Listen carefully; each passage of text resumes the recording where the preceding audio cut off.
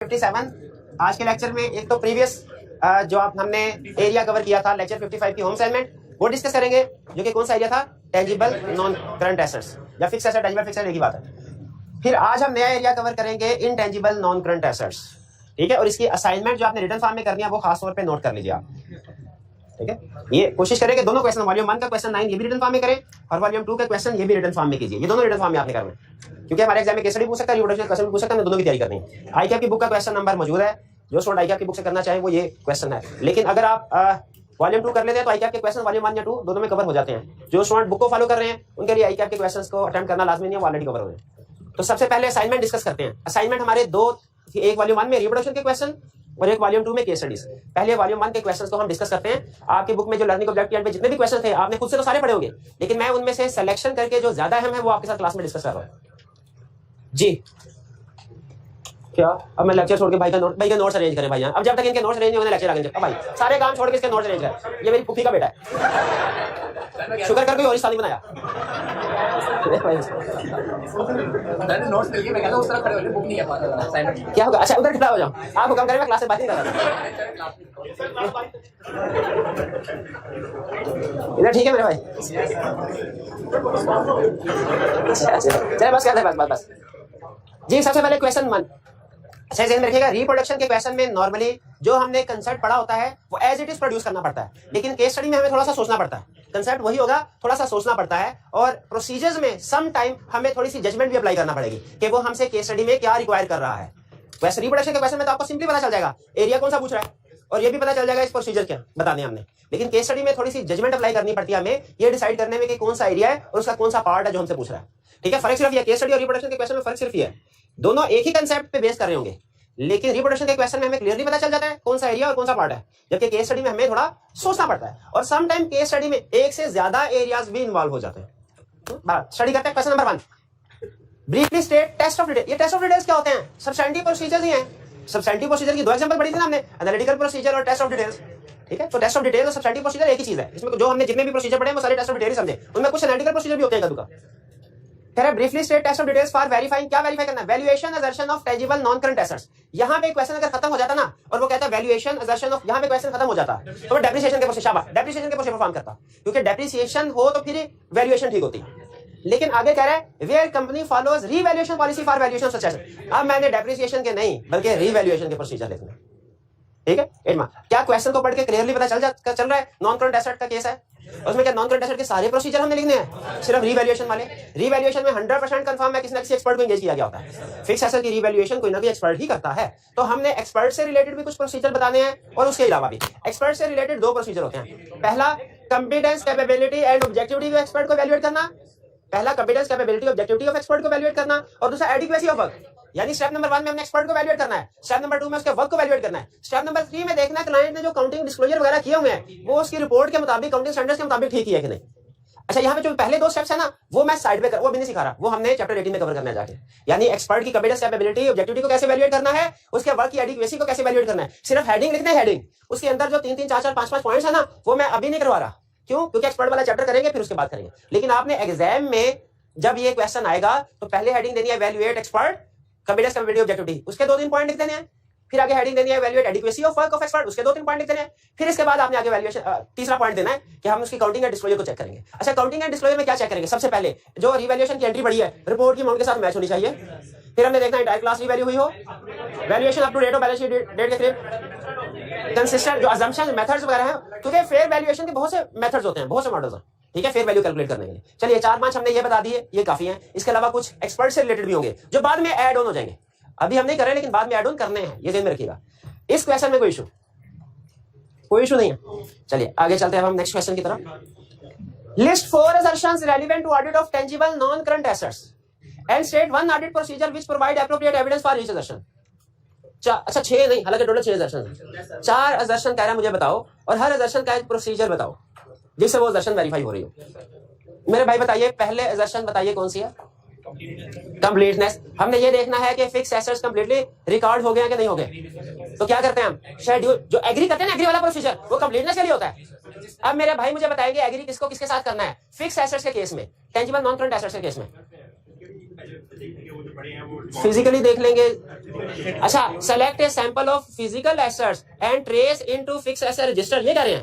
हाँ, इसमें भी कंप्लीटनेस होती है, कंप्लीटनेस जिसको हमने नाम दिया था floor to list verification.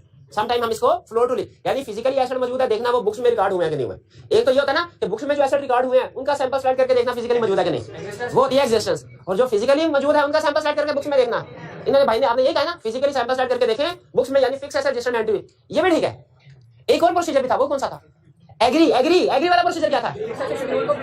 Fix asset schedule को फिक्स एसेट रजिस्टर के साथ और जीएल के साथ में, इन सबको आपस में मैच। जो बैलेंस शीट में अमाउंट पेयर हो रही है उसे मैच करे जीएल के साथ, जीएल की अमाउंट को फिक्स एसेट शेड्यूल के साथ, फिक्स एसेट शेड्यूल की अमाउंट को फिक्स एसेट रजिस्टर के साथ। ये 3-4 सारी जो रिकॉर्ड्स हैं इनको आपस में मैच करें। अगर सारे मैच करते हैं तो उसका मतलब कंप्लीट है, कंप्लीटनेस है, ठीक है। अच्छा, मैं आपको एक प्रोसीजर बताता हूँ, आपने उसकी दर्शन बता दिया। एरिया कोई हो रहा है, एरिया है बैंक का।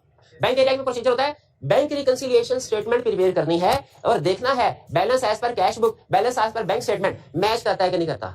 ये असर्शन कौन सी वेरीफाई कर रहा है? एक्यूरेसी भी और कंप्लीटनेस भी। याद रखें, हमेशा जब सोर्सेज मैच होते हैं ना एक सोर्स दूसरे से, तो करके एक ट्रांजैक्शन एक जगह भी रिकॉर्ड हुई दूसरी जगह भी रिकॉर्ड नहीं हुई, मैच करने से, एग्री करने से ये ट्रांजैक्शन सामने आ जाते हैं। तो इनसे एक्यूरेसी भी सही कर रहे हैं और कंप्लीटनेस भी वेरीफाई। तो कंप्लीटनेस का प्रोसीजर आपने ठीक है, दोनों ठीक है, फिजिकल वेरिफिकेशन के दौरान में और दूसरा रिकॉर्ड्स को मैच करना। जी, दूसरी कौन सी असर्शन है बताइए फिक्स एसेट्स में? एग्जिस्टेंस, ये तो कोई भी बता देगा, है ना, ये तो ये भी बता देगा। फिजिकल वेरिफिकेशन बिल्कुल ठीक, फिजिकल वेरिफिकेशन। इसके अलावा एंड वाले भाई और असर्शन बताइए, तीसरी असर्शन बताएं। मैं तीसरी असर्शन बताता हूं, अक्रस आप इसका प्रोसीजर बताएं। कोई नहीं बोलेगा और कोई नहीं बोलेगा। अब अभी प्रोसीजर आने लगा है, थोड़ा इंतजार तो कर ले भाई। अक्रस का प्रोसीजर बताएं। हम फिक्स एसेट्स कर रहे हैं, दर्शन वेरीफाई कर रहे हैं जी। अक्रस किधर नहीं है? अक्रस की दर्शन पड़ी नहीं है? हाँ, वो काउंट बैलेंस के लिए रेलिवेंट नहीं, क्रॉस ट्रांजैक्शन के लिए। तो बताइए काउंट बैलेंस के लिए और किस दर्शन? एग्जिस्टेंस और कंप्लीटनेस हो चुकी है। Presence, presentation. अच्छा, प्रेजेंटेशन का प्रोसीजर बताएं कि प्रेजेंटेशन और डिस्क्लोजर जो है वो आईएफआरएस के मुताबिक इंक्लूड किए जाने, बिल्कुल ठीक है। और लास्ट राइट्स एंड ऑब्लिगेशन, ये से भी आसान है। राइट्स एंड ऑब्लिगेशन में क्या करेंगे? लीगल डॉक्यूमेंट्स रिस्पेक्ट करेंगे, शाबाश, क्लियर। ये कोई प्रॉब्लम तो नहीं इसमें जी। हाँ, असर्शन लिस्ट कर दे, लेफ्ट साइड पे असर्शन लिख दें और राइट साइड पे उसका प्रोसीजर लिख दें, या ऊपर असर्शन की हेडिंग दे दें, नीचे प्रोसीजर लिख दें। दोनों तरीके अच्छी, दोनों अच्छी प्रेजेंटेशन होती है, आमने सामने कर लें या ऊपर नीचे। लेकिन मुझे पर्सनली जो आमने सामने वाली ये ज्यादा पसंद है, क्योंकि ये तकरीबन हर केस स्टडी आगे चलकर भी जो हम करेंगे उसमें भी प्रेजेंटेशन चल जाती है। रिस्क असेसमेंट में भी यही प्रेजेंटेशन होगी, की ऑडिट मैटर में भी यही प्रेजेंटेशन थे, और भी कुछ जगह पे। हाँ, तो ये आमने सामने वाली प्रेजेंटेशन मुझे ज्यादा पसंद है, ऊपर नीचे भी कर सकते हैं, कोई इशू नहीं। Question 5, describe substantive procedure. Substantive procedure से पता चल गया सब्सटेंटिव प्रोसीजर का क्वेश्चन है। You should perform at year end to confirm each of the following for plant and equipment, addition और disposal। अब देखें, पूरा एरिया नहीं पूछ रहा। देखिए, अभी आपने जितने क्वेश्चन देखे तीनों में आपने ये नोट किया होगा कि किसी क्वेश्चन में भी वो पूरे का पूरा फिक्स एसेट को कवर नहीं कर रहा, वो हमेशा आपसे कुछ ना कुछ पार्ट्स जो है वो पूछ रहा है। तो एडिशंस के क्या प्रोसीजर्स हैं जी, आप बताइए एडिशन के क्या प्रोसीजर्स हैं? ऑब्टेन लिस्ट एंड एग्री, शाबाश। और इंस्पेक्ट, सेलेक्ट सैंपल सेलेक्ट करें जो ऐड किए और डॉक्यूमेंट्स इंस्पेक्ट करें। नहीं, मैं आधे नंबर दूंगा आपको इसके, 1 मिनट आ रही और कोई नहीं बोलेगा। इन्होंने कहा सैंपल ये क्या, सॉरी, ये सैंपल सेलेक्ट करें और इंस्पेक्ट करें डॉक्यूमेंट्स। मैंने कहा मैं आधे नंबर दूंगा इस प्रोसीजर के, पूरे नंबर क्यों नहीं दिए मैंने? डॉक्यूमेंट्स का नाम होना चाहिए। डॉक्यूमेंट क्या नाम होगा? सप्लायर इनवॉइस, परचेज कर रहे हैं ना, सप्लायर इनवॉइस, बिल्कुल ठीक। अच्छा, पेरोल शीट होगा? पेरोल शीट इसमें ओवरहेड्स होंगे? क्यों, वही क्यों नहीं होंगे? वो तो कंस्ट्रक्टेड फिक्स एसेट्स के होते हैं, ये तो सिंपल एडिशन है, यानी बाय किया है। डिस्पोजल, डिस्पोजल के प्रोसीजर मुझे बताएंगे ये भाई, बताइए। फिक्स एसेट रजिस्टर को रिव्यू करेंगे, उसमें से कहीं निकल तो नहीं गया asset? Obtain list and agree, check authorisation के भैया सेल डेट, ठीक है, 2-3 हो गए, 3 हो गए। कितने पूछे, कितने थे इसमें? 2 का होगा मेरा, 2 ठीक है। चलिए, वाला 3 बता दिए, बेहतर है। ये क्वेश्चन क्लियर, प्रॉब्लम तो नहीं इसमें? चलिए, ये नहीं अभी केस स्टडी बाकी है ना, केस स्टडी एक प्रेजेंटेशन में नहीं आती ना, सारे याद करने वाला प्रोसीजर। ये है कौन सारे याद करने वाला? कौन है ये? कौन था इसे मैं पहचानता हूँ। हाँ, ये था। आपको ये पेज दिया हुआ है ना, ये वाला पेज देखिए, इसमें से याद कर। ये सर में पेज क्या है? ये आपका जो पूरा चैप्टर है ना उसकी समरी है। हाँ, आपने पास रखे इसको, हमेशा आपने पास रखे, बल्कि मोबाइल पे तस्वीर लेके ना, हाँ, तो इसको जो है वो अपने संग्रामबाद पेपर के तौर पे सेव कर ले इसको। जो एग्जाम में साथ लेके, नहीं एग्जाम में नहीं साथ लेके जाना है, एग्जाम में नहीं साथ लेके जाना ये कहाँ साथ में? तंदूर पे साथ, तंदूर पे ले जा पर ठीक है नहीं भाई हाँ ये आपने याद करना है। और इसमें किया क्या गया बेसिकली देखिए, होता ये असल में कि याद करने वाला मटेरियल कुछ और होता है, एग्जाम में लिखने वाला कुछ और होता है। जो आपकी बुक में जितने भी लाइनें लिखी है ना, आप सारी एज इट इज याद नहीं कर सकते, इनहेरेंट लिमिटेशन है। कोई इतना सुपरमैन नहीं है जो सारे के सारे प्रोसीजर को याद कर सके, इम्पॉसिबल, मैं भी नहीं कर सकता। तो करना क्या होता है, पहले हमने कंसेप्ट क्लियर करने होते हैं पढ़ के, फिर उसके बाद एग्जाम में हमें एक हेडिंग चाहिए होती है, क्योंकि बता दे इस एरिया में हेडिंग क्या क्या थी, उसके आगे हम पढ़ा देते हैं। ये वो पेज है जो आपको हेडिंग याद करवा देगा। हेडिंग बता कीवर्ड्स बताएगा, हेडिंग नहीं बेसिकली कीवर्ड्स है, यानी किसी प्रोसीजर में जो सबसे अहम वर्ड है वो उससे आपको अंदाजा हो जाएगा कि इसके आगे पूरी सेंटेंस कैसे बनाना है।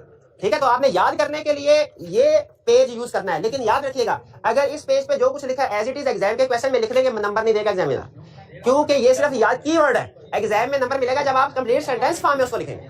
ठीक है, तो सेंटेंस फॉर्म में लिखने के लिए इसका मतलब आपको रीडिंग भी करनी पड़ेगी, पढ़ना भी पड़ेगा। ठीक है, तो आप पढ़ लेंगे ना उसको 2-3 दफा 4 दफा पढ़ेंगे, तो फिर उसके बाद पढ़ाई वाला काम खत्म, फिर सब याद करने वाला रह जाएगा। अच्छा, इसमें एक तो आपको वो ब्लैक हेडिंग नजर आ रही होगी, ब्लैक, ये बेसिकली एरिया है। अच्छा, इसमें एंड में जाके ना अदर स्पेसिफिक एरियाज भी हैं। ये वो एरियाज है जो आई कैप पास पेपर में तो टेस्ट बुक में नहीं है, लेकिन आई कैप पास पेपर में टेस्ट कर रहा है, इसलिए हमने उसको अदर एरिया के नाम से मेंशन कर दिया। अगर आप ऊपर वाले एरिया जो है बुक के साथ मैच करना चाहें कर सकते हैं, मैंने अपनी तसल्ली की है, 2-3 दफा तसल्ली की है, लेकिन आप भी अगर बुक पढ़ते हुए मैच करना चाहें कर सकते हैं। और अगर आपको लगे कि जी कोई ऐसा प्रोसीजर है बुक में है यहाँ पे नहीं है, आप उसको ऐड ऑन कर सकते हैं। इस लिस्ट में आप फर्दर प्रोसीजर को ऐड कर सकते हैं, डिलीट नहीं कर सकते। अगर आपको लगे कि ये एक प्रोसीजर इसमें ज्यादा लिखा है जो बुक में नहीं है, तो आपने डिलीट नहीं करना। हाँ, अगर लगे कि कम है तो बुक में से ऐड कर, इसलिए कि समटाइम केस स्टडी में कुछ प्रोसीजर वो एडिशनल भी बता देता है जो बुक में नहीं थे, तो वो हमने इसके अंदर ऐड किए होंगे। तो ऐसा ना हो कहीं आप वो वाले प्रोसीजर डिलीट करने के एक्स्ट्रा लिखा हुआ है सामने, तो फिर केस स्टडी वाला पॉइंट आप अटेम्प्ट नहीं कर पाएंगे। तो इसमें ऐड तो कर सकते हैं प्रोसीजर्स, डिलीट कोई नहीं करना आपने। क्लियर हो गया आपको ये पेज कैसे यूज करना है आपने?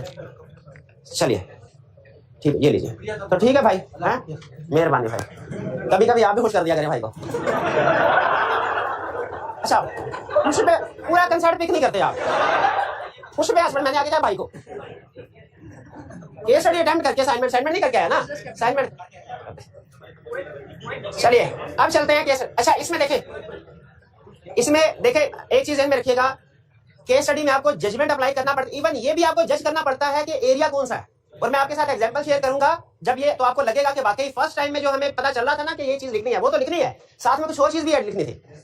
अभी क्वेश्चन देखते हैं, ये है क्वेश्चन 1। इसके 2 पार्ट्स थे, मैं सिर्फ एक जो रेलेवेंट पार्ट है जो इस एरिया से रिलेट करता था उसको अलग निकाल दिया, जो दूसरे एरिया का पॉइंट था उसको अलग उस एरिया में हम डिस्कस करेंगे।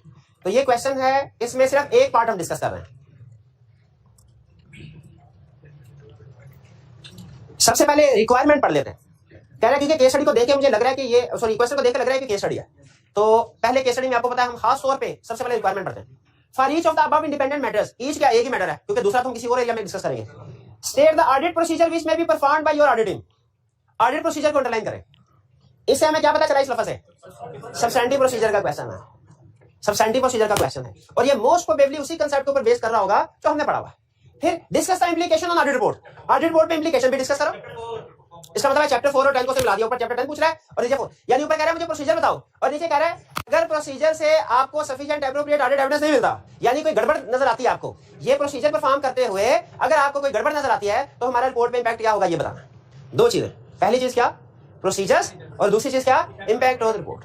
अब स्टडी करते हैं। कह रहा है you are the audit manager in a firm of chartered accountants, following independent matters are under your consider. अभी वो सलाम दुआई कर रहा है, बस कुछ भी नहीं कर रहा। हां बिल्कुल ठीक। In the draft financial statements of EPL for the year ended 30 जून 2021। नहीं, मेरी इंग्लिश ज्यादा साफ है तो मैं जहां मुश्किल लफ्ज है उसको स्किप कर दूं।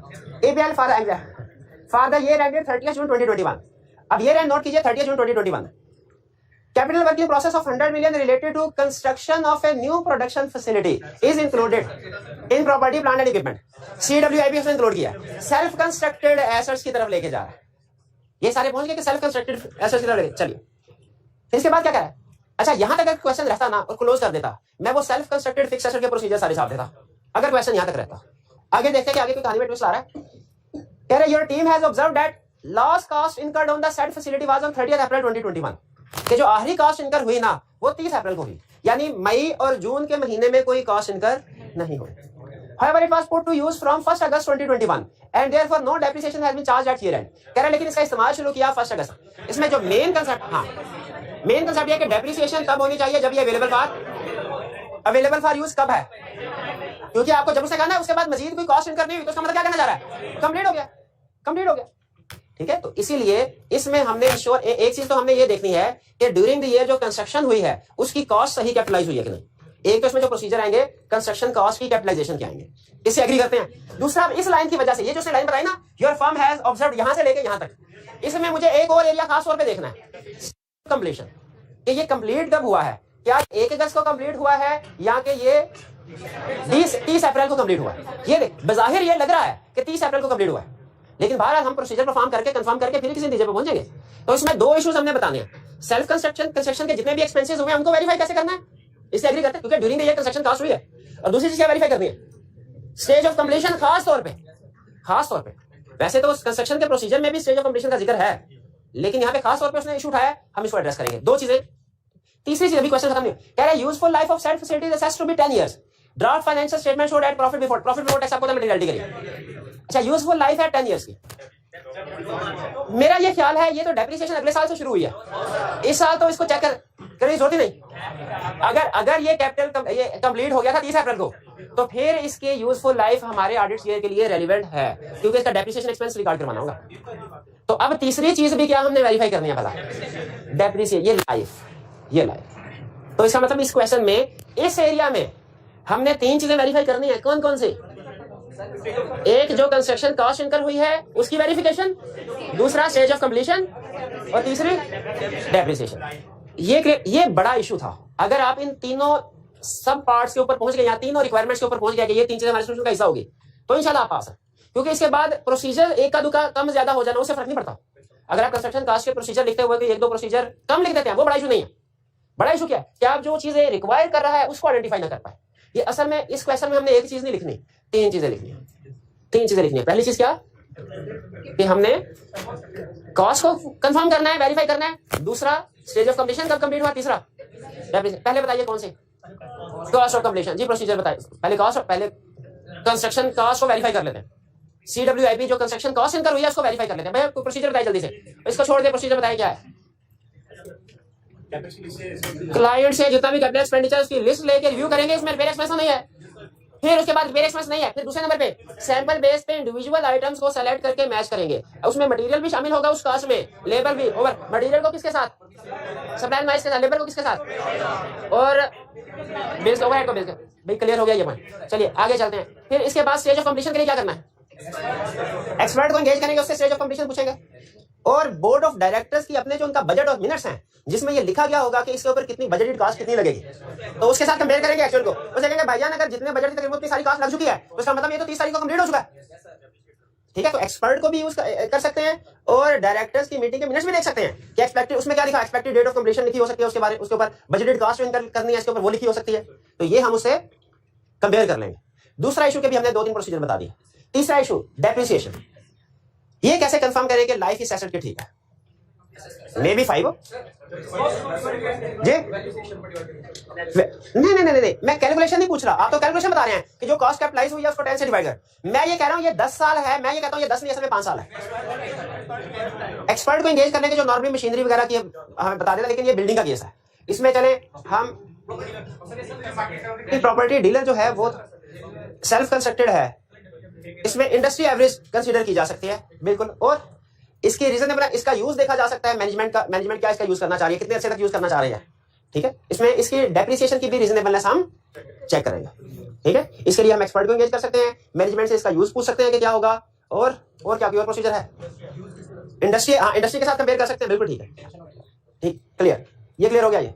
अच्छा, यहाँ पे एक चीज आपने मुझे बताया इंडस्ट्री के साथ कंपेयर करेंगे, तो मेरे में एक एग्जांपल आगे जगह मैं आर्टिकल पढ़ा था, उसने बताया 2 कंपनीज हैं, दोनों का ऑपरेशन सिमिलर है। फर्स्ट कीजिए, दोनों टेक्सटाइल का कंपनीज है, मशीनरी भी सिमिलर है, लेकिन दोनों के ऑडिट में एक में यूजफुल लाइफ ज्यादा है उसी मशीनरी की, दूसरे की फाइनेंशियल स्टेटमेंट में यूजफुल लाइफ कम थी।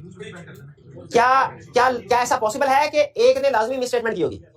ऐसा पॉसिबल है, क्योंकि जो लाइफ है ये बहुत से फैक्टर्स पे डिपेंड, नेचर पे भी डिपेंड करती है, एसेट किस नेचर है, और भी बहुत से फैक्टर्स पे डिपेंड करती है। ठीक है, उसके रिपेयर एंड मेंटेनेंस कैसे करवाई जा रही है। कंपनी की बात रिप्लेसमेंट पॉलिसी होती है कि 5 साल या 7 साल के बाद एसेट्स को चेंज करना है हमने।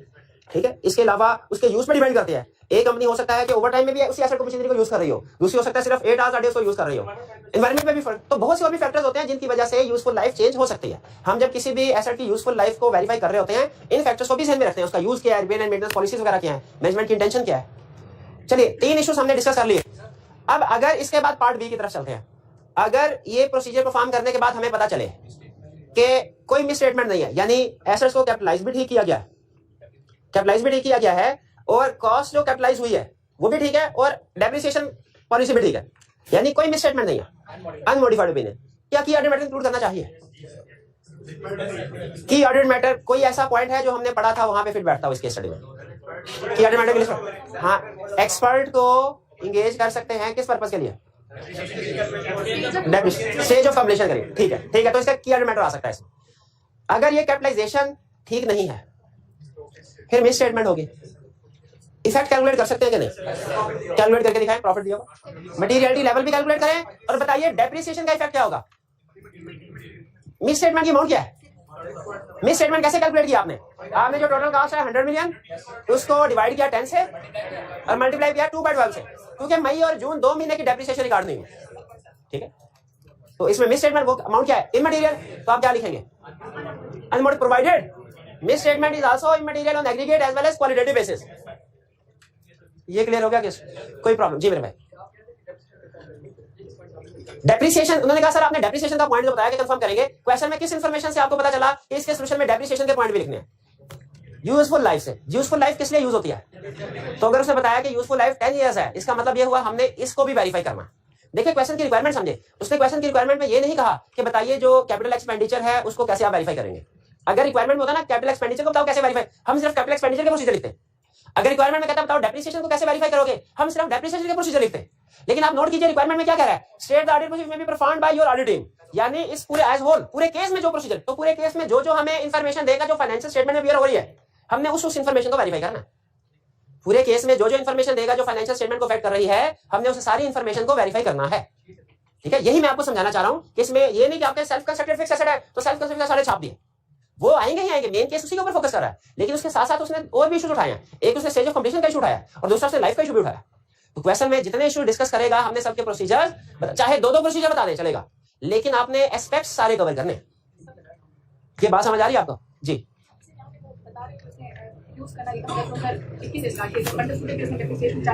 नहीं, ये असल में अकाउंटिंग स्टैंडर्ड ये कहते हैं कि आपने डेप्रिसिएशन उस दिन से नहीं करनी जब यूज करें, एक्चुअली यूज जब अवेलेबल फॉर यूज हो उस पर करना चाहिए। हाँ चार्ज नहीं की बिल्कुल। हम फिर भी ये क्यों देखा, क्या हम उसने जो इन्फॉर्मेशन दी कि उसने 2 महीने की डेप्रिसिएशन चार्ज नहीं की, क्या ये डायरेक्टली कंफर्म नहीं कर रहा कि मिस स्टेटमेंट है? यहीं पे कंफर्म नहीं हो, ये क्वेश्चन आपका कि यहीं पे कंफर्म हो जाना चाहिए 2 महीने की डेप्रिसिएशन। देखिए ये उस वक्त होता है जब हमें कह देता कि कंप्लीट हो गई है। अब जाहिर है मैनेजमेंट के पास समझाएंगे तो मैनेजमेंट को कहेगा कि सर कंप्लीट में भी थोड़ा बहुत काम था। अब ये हमने असेस करना है कि क्या वाकई थोड़ा बहुत काम था कि नहीं था। प्रैक्टिकली जाते हमारे क्लाइंट था, वो अपने टारगेट को मीट करने के लिए क्या करता था, उसने कुछ प्रोजेक्ट छोटे छोटे बनाने होते थे, कंप्लीट करने होते थे, और उसकी परफॉर्मेंस वैल्यूएट होती थी कि 1 साल के दौरान उसने कितने प्रोजेक्ट कंप्लीट किए हैं। वो कहता क्या था, जो प्रोजेक्ट 85 और 90 और 95 के दरमियान में होते थे ना, उनको भी कैपिटलाइज शो करवा देता था। वो अपोजिट केस है। ये तो उसने डेप्रिसिएशन से बचने के लिए कंप्लीट एसेट को अगले साल ट्रांसफर किया ना।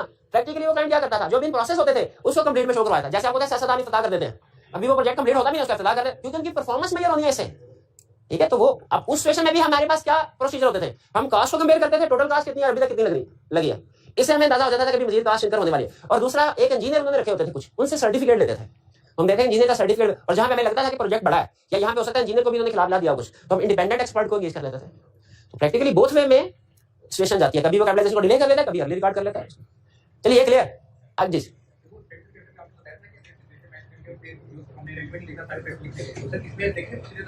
कोड ऑफ एथिक्स वाले क्वेश्चन में हमने ये पढ़ा था कि आपने थ्रेड मैच करना है, उसके बाद अन्य छाप देना है। इसमें भी सिचुएशन मैच करनी है, लेकिन उसके बाद अन्य, क्योंकि जितनी ज्यादा अगर वो हमसे पूछेगा, आपने सिलेक्शन करनी है, क्योंकि प्रोसीजर्स में नॉर्मली फिर कम लिखने हैं। यहाँ पे आप खुद सोचें कि अगर मार्क्स 4 है, ठीक है, और उसने 3 चीजें पूछ ली हैं, एक उसने उसके प्रोसीजर इसके सेल्फ कंस्ट्रक्शन के प्रोसीजर पूछ लिए, उससे स्टेज ऑफ कंप्लीशन का पूछ लिया, या उससे तो मैं जाहिर है सारे कंप्लीट थोड़ी लिखूंगा, मैं हर एक में 2-2 3-3 लिखूंगा। तो एरिया सारे आपने मतलब वो जो इसने क्वेश्चन में इशू डिस्कस किया वो सारे आपके सोल्यूशन मांगने चाहिए। प्रोसीजर आप मार्क्स के लिहाज से कम कर दीजिएगा, अगर आपके पास टाइम हो तो सारे छाप दे, मुझे कोई इतराज नहीं है, लेकिन नॉर्मली इसमें काम ज्यादा हो जाएगा क्योंकि इसमें मार्क्स कम होते हैं, उसमें मार्क्स ज्यादा होते हैं कोड ऑफ एथिक्स वाले, तो मैं आपसे कहता था हमेशा सारे लिखने हैं। यहाँ पे मार्क्स थोड़े कम होंगे, इसलिए आप कुछ प्रोसीजर्स कम कर सकते हैं अगर उसने दूसरे एरियाज को भी साथ में ऐड किया। दो चलिए ये क्या है, अच्छा सही, चलिए नेक्स्ट क्वेश्चन। 40% भी ठीक हो जाए तो सब ठीक है? नहीं ठीक नहीं, 40% ठीक हो जाए तो ठीक नहीं है। देखिए आप ठीक का लफ्ज़ इस्तेमाल ना करें, आप वर्ड यूज करें कि मैच हो जाए सोल्यूशन के साथ। अगर आपने जो कुछ आपके जहन में आया 70% भी सोल्यूशन के साथ मैच हो जाता है तो इसका मतलब आप कंफर्टेबल, क्योंकि 30% जजमेंट का फर्क हो सकता है ना। बेसिक फैक्ट्स तो हमारे एग्री करेंगे हम कि वो जो गिवन है उसी के मुताबिक सॉल्व करना है। कुछ प्रोसीजर ऐसे हो सकते हैं, बात ऐसे भी होते हैं, कुछ ऐसे प्रोसीजर बताता है जो मेरे जहन में कभी नहीं आए होते, लेकिन वो रेलिवेंट होते हैं, तो आप उनको यूज कर सकते हैं। 13 केस स्टडी लग रही है। सबसे पहले requirement, what audit evidence will you gather to address the above issue. Audit evidence का मतलब क्या? ऑडिट प्रोसीजर ही, एविडेंस कहां से आता है? प्रोसीजर परफॉर्म करके आता है। यहां पे देखें, हाँ चैप्टर 3 लग रहा है, एक चीज में रखे, इसमें उसने रिपोर्ट को मिक्स नहीं किया साथ, ठीक है। और दूसरा ऑडिट एविडेंस, हमने ऑडिट प्रोसीजर बताने हैं। चैप्टर 3 में हमने जनरल ऑडिट एविडेंस के बारे में रूल स्टडी किए थे, एरिया वाइज प्रोसीजर नहीं पढ़े थे, तो इसलिए ये क्वेश्चन आप चैप्टर 3 के बाद सॉल्व नहीं कर सकते। क्या क्या क्या कह रहा है? You are the manager on the audit of noble limited listed company which manufactures automotive parts and air conditioners for motor vehicle assemblers. Annual sale is 850 million and profit before tax is 60 million. Materiality level किसके base करेगा? 60 पे या 850? 60 पे, शाबाश। Your review of the audit working paper file has disclosed the following outstanding issues. अब चूंकि सिर्फ relevant issue उठाया तो एक इशू आपको नजर आ रहा होगा। आपने सिर्फ मुझे ये बताना है एरिया कौन सा इसमें रेलिवेंट है, कौन कौन सा एरिया। कह रहा है depreciation on certain equipment has been charged at 10% per annum on reducing balance method। कहां तक जो प्रोसीजर बन रहा है डेप्रिसिएशन का। This rate is consistent with prior year and the same rate is being used by most other companies। इससे भी हमें लग रहा है ये तो वो प्रोसीजर जो हम परफॉर्म करते हैं वही बता रहा है। इसका मतलब है अब हमारे सोल्यूशन में ये प्रोसीजर नहीं आने चाहिए। In the automobile industry, however, significant losses have recently been recorded on disposal of similar equipment। Depreciation कितने स्टूडेंट का ख्याल है सिर्फ डेप्रिसिएशन? कितने स्टूडेंट्स का ख्याल है कि सिर्फ डिस्पोजल ऑन फिक्स एसेट है? कितने स्टूडेंट्स का ख्याल है दोनों का? इसमें दोनों नहीं। अच्छा सुनने, लेकिन अच्छा ये डेप्रिसिएशन का भी क्यों है? एक रीजन तो ये कि उसने डेप्रिसिएशन की इंफॉर्मेशन दे दी, दूसरा जो सिग्निफिकेंट लॉस या प्रॉफिट हो डिस्पोजल पे वो डेप्रिसिएशन के गलत कैलकुलेशन को इंडिकेट कर रहा होता है। आइडियली अगर आप परफेक्ट डेप्रिसिएशन रिकॉर्ड करते रहे ना तो जब भी फिक्स एसेट को डिस्पोज करेंगे ना प्रॉफिट होगा ना लॉस। लेकिन अगर आप डेप्रिसिएशन कम रिकॉर्ड करते रहे, अब थोड़ा सा सोचिए, कम रिकॉर्ड करते रहे तो इसका मतलब है आपकी बुक वैल्यू ज्यादा है, तो आप जब डिस्पोज करेंगे तो लॉस आएगा। इसका मतलब है लॉस इंडिकेट करता है लो डेप्रिसिएशन, अंडरस्टेटेड डेप्रिसिएशन को, और अगर गेन है ये किसको शो करता है? तो ये हमें बता रहा है, इंडिकेशन मिल रही है कि डेप्रिसिएशन कम रिकॉर्ड हो रही है, डेप्रिसिएशन सही रिकॉर्ड। इससे एग्री करते हैं?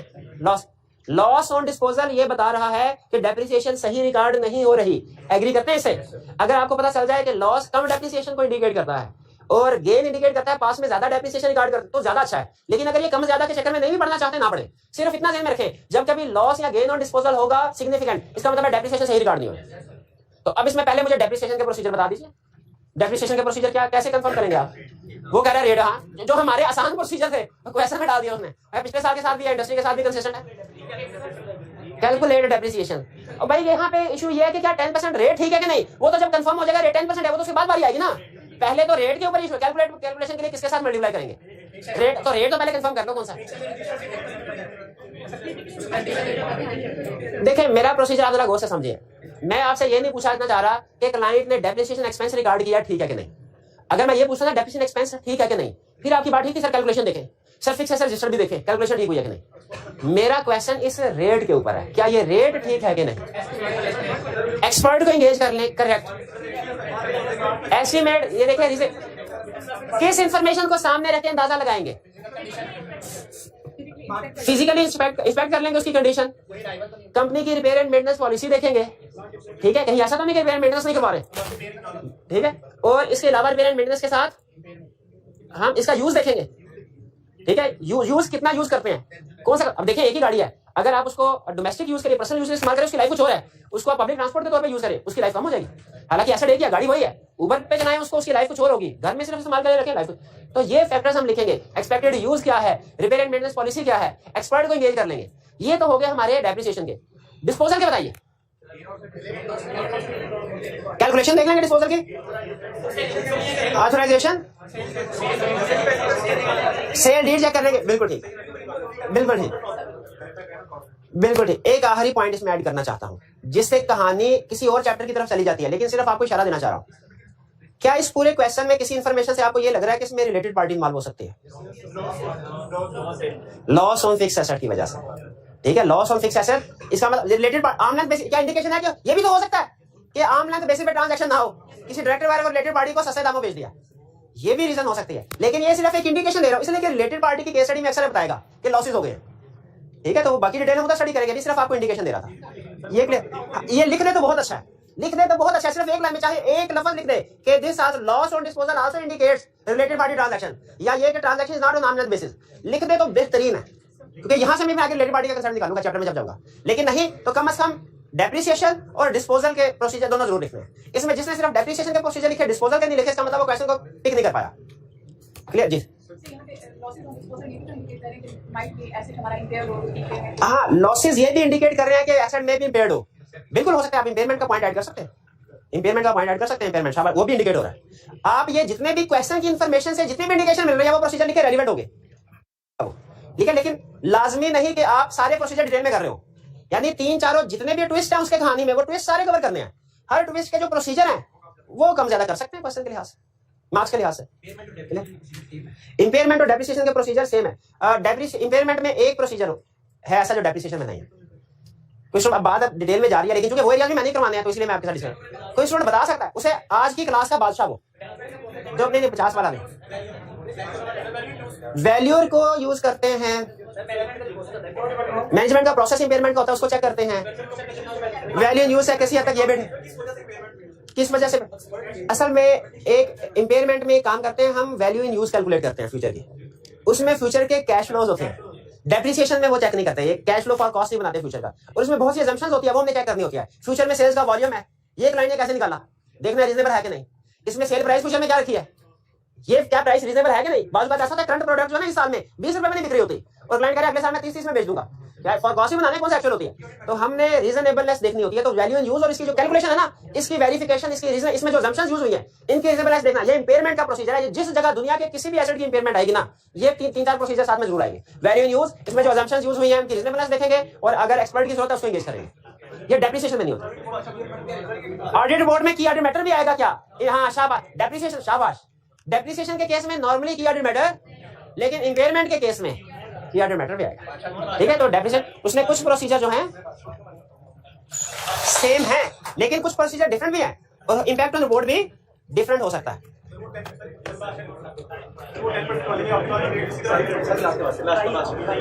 हाँ भाई, आज की क्लास के बाद ये इसने बताया था, नहीं वैल्यू यूज इसने नहीं बताया था, हाँ इसने बताया था, लेकिन ये बल्कि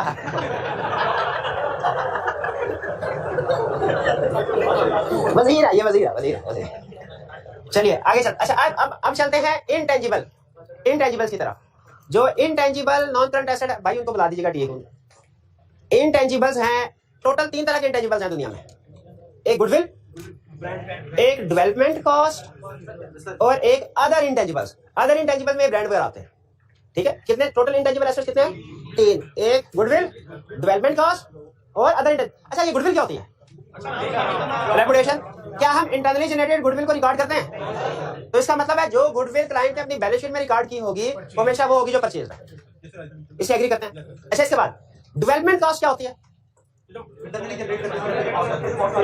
इंटरनल, जब हम कोई प्रोजेक्ट बना रहे हो, कोई रिसर्च वर्क कर रहे हो, जैसे फर्स्ट कीजिए फार्मास्यूटिकल कंपनी है, वो कोरोना का इलाज जो है इसके ऊपर तजर्बे कर रही है, तो ये रिसर्च कॉस्ट है। जब ये कोई एक्सपेरिमेंट सक्सेसफुल साबित हो जाए तो उसके बाद डेवलपमेंट फेज स्टार्ट, अकाउंटिंग में आपने पढ़ा होगा, हम रिसर्च कॉस्ट सारी एक्सपेंस आउट करते हैं और डेवलपमेंट कॉस्ट कैपिटलाइज करते हैं अगर वो क्राइटेरिया मीट। शाबाश। अच्छा डेवलपमेंट कॉस्ट में, और अच्छा एक अदर इंटेंजिबल्स भी होता है जिसमें ब्रांड वगैरह हम रिकॉर्ड करते हैं, लाइसेंस वगैरह बाई करते हैं हम, वो उसमें आता है, ठीक है। अच्छा सुन लें, डेवलपमेंट कॉस्ट में और ब्रांड बाई करने में थोड़ा सा फर्क ये है, अगर हमने वही फार्मूला खुद से, कोरोना की वैक्सीन बनाने का फार्मूला हमारी कंपनी ने खुद से इंटरनली डेवलप किया है, वो डेवलपमेंट कॉस्ट में आएगा। लेकिन अगर बनाया किसी और ने, फॉरेन कंपनी, ऑस्ट्रेलिया की किसी कंपनी ने, हम उससे पेमेंट करके उसको लाइसेंस ले लेते हैं कि पाकिस्तान में हम इसको प्रोड्यूस करेंगे, ये इंजेक्शन वगैरह, ये जो वैक्सीन है पाकिस्तान, तो ये क्या होगा फिर, ये ब्रांड परचेज हो जाएगा कि हमने उनका ब्रांड परचेज किया। तो डेवलपमेंट कॉस्ट में और जो ब्रांड में इसमें फर्क क्या है कि ब्रांड किसी और ने डेवलप किया हुआ है, हम उसे as it is readymade product के तौर पे बाय कर रहे हैं, लाइसेंस ले रहे हैं उसे, उसको हम खुद मैन्युफैक्चर करेंगे। ये इसलिए आपको लिंक बताया कि डेवलपमेंट कॉस्ट के कुछ प्रोसीजर्स ब्रांड वाले प्रोसीजर्स में आएंगे, लेकिन कुछ नहीं आएंगे।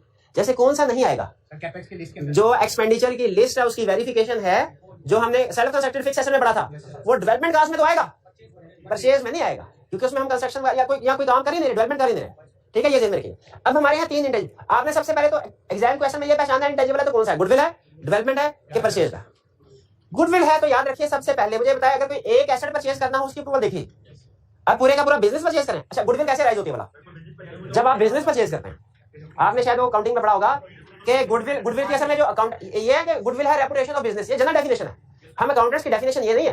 हम अकाउंटेंट्स गुडविल को कैसे डिफाइन करते हैं? हम कहते हैं कॉस्ट जो हमने अदा की और जो fair value of assets acquire किए, इनका जो डिफरेंस होता है वो गुडविल होगा। शायद बताइए, इस डेफिनेशन से एग्री करते हैं? इसका मतलब है अगर आपने गुडविल को वेरीफाई करना है तो इन दोनों को वेरीफाई कर लें, गुडविल वेरीफाई हो जाएगी।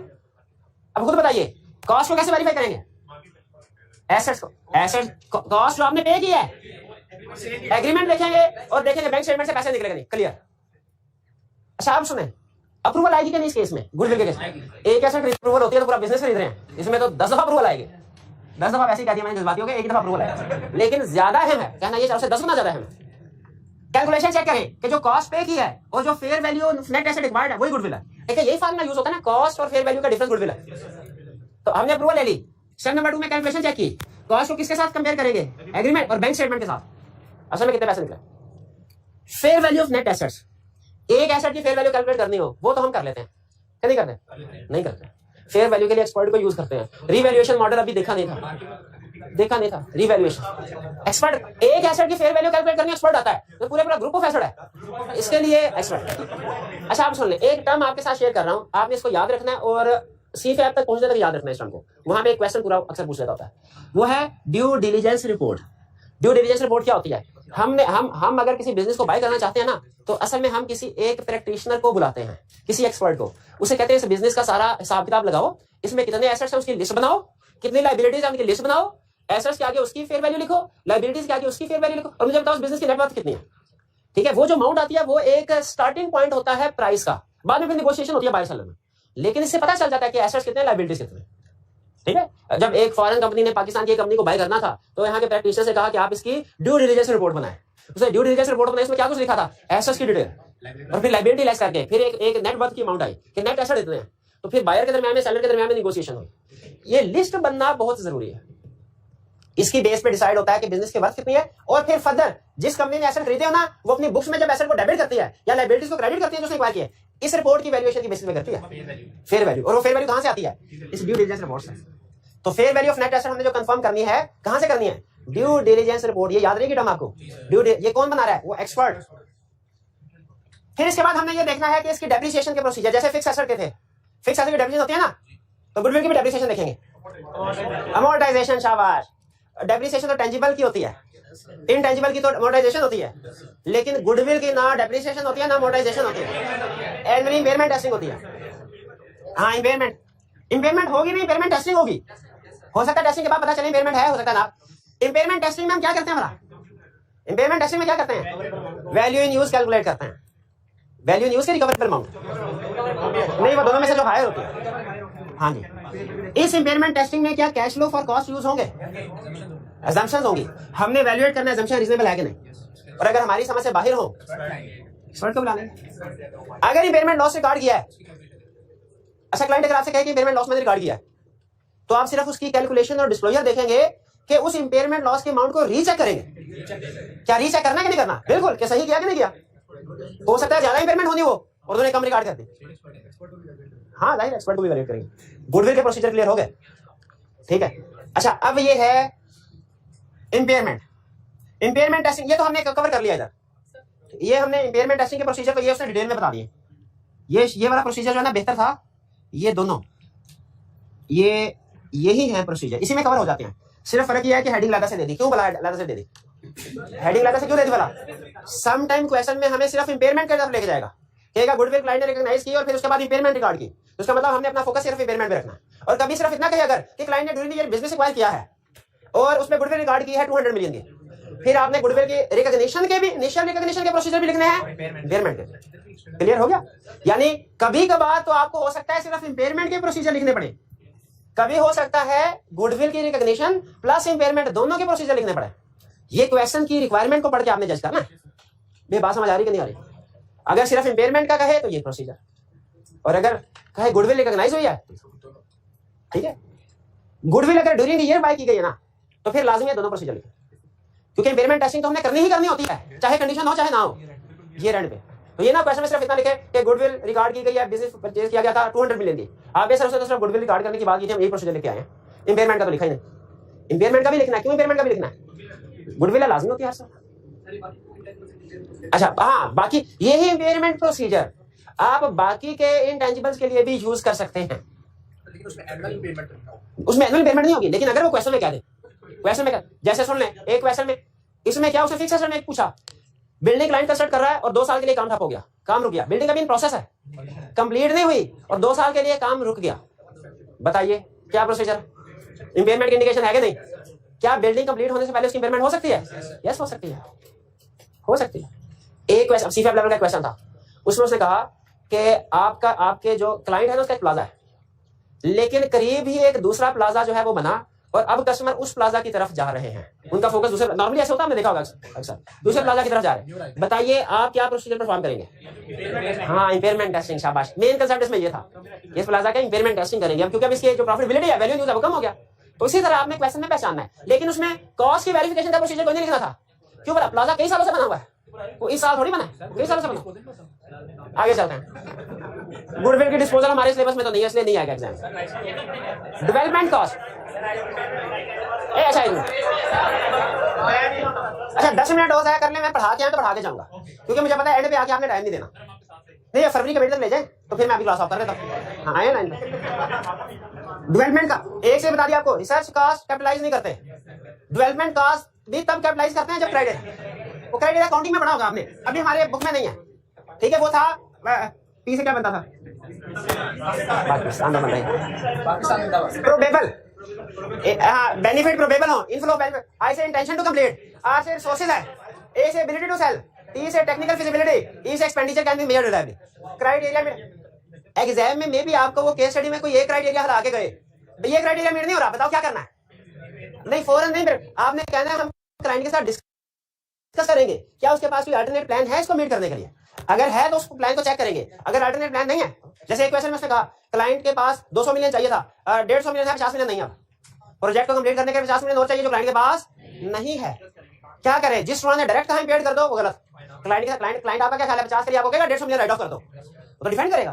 तो हमने से देखना था अल्टरनेट अरेंजमेंट है कि नहीं, क्या किसी बैंक के साथ बातचीत चल रही है तो उसकी कम्युनिकेशन देखेंगे, क्या कोई शेयर्स प्लान है इशू करने का, अगर प्लान है तो देखेंगे कि क्या मार्केट में इतना पॉजिटिव रिस्पांस आ सकता है कि नहीं आ सकता, ये अल्टरनेट प्लान मैनेजमेंट का डिस्कस करके उसको कंफर्म करना है। क्राइटेरिया क्लियर हो गया क्या? हमने आपने सिर्फ इतनी बात लिखनी है कि क्राइटेरिया देखना मेट कर रहा है, discuss feasibility of project with management, sir ये जो डेवलपमेंट क्या वाकई ही ये जो दवाई आप बनाएंगे ये बिकेगी नहीं, मार्केट में इतनी डिमांड है कि नहीं है? Select sample of cost exporting documents, ये कंस्ट्रक्शन के में पढ़ चुके हैं हम, वही प्रोसीजर रिपीट नहीं कर रहा। Review list of capitalised expenses for proper classification, देख लो कि जो एक्सपेंडिचर कैपिटलाइज किया उसमें कोई डायरेक्ट एक्सपेंस तो नहीं है, ये भी हम उसमें पढ़ चुके हैं सेल्फ कंस्ट्रक्टेड वाले में। नहीं ये स्कैन लेजर नहीं, ये लिस्ट है उसी तरह का कंसेप्ट, स्कैन नहीं कर रहे हैं हम, लेकिन ये लिस्ट है सारे, इसमें नेचर लेजर में सिर्फ अमाउंट सारी होती है, उसकी नेचर नहीं पता चल रही होती, ये समझ ले कि ये इनवॉइसेस है, इनवॉइसेस का टोटल किया हुआ उसमें। मैनेजमेंट से रिप्रेजेंटेशन ऑब्टेन करें, इंटेंशन है कि नहीं कि आप इसको कंप्लीट करेंगे कि नहीं, नहीं तो write off. Check amortisation and impairment, और इसमें मैं प्रोसीजर नहीं बता रहा आपको, क्यों नहीं बता रहा?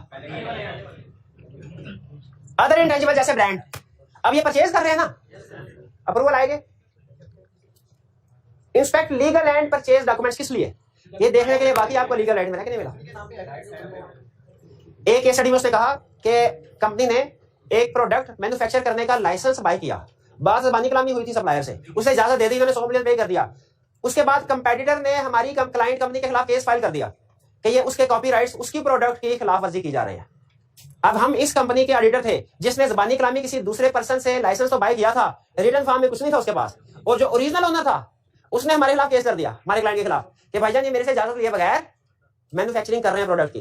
अब बताइए इंडिकेशन है कि नहीं कि सारे का सारा राइट अप, क्योंकि इसके पास कोई लीगल या परचेज डॉक्यूमेंट ही नहीं है कि इसने ऑथोराइज्ड डीलर से या ऑथोराइज्ड सप्लायर से बाय किए, जेन्युइन सोर्स है।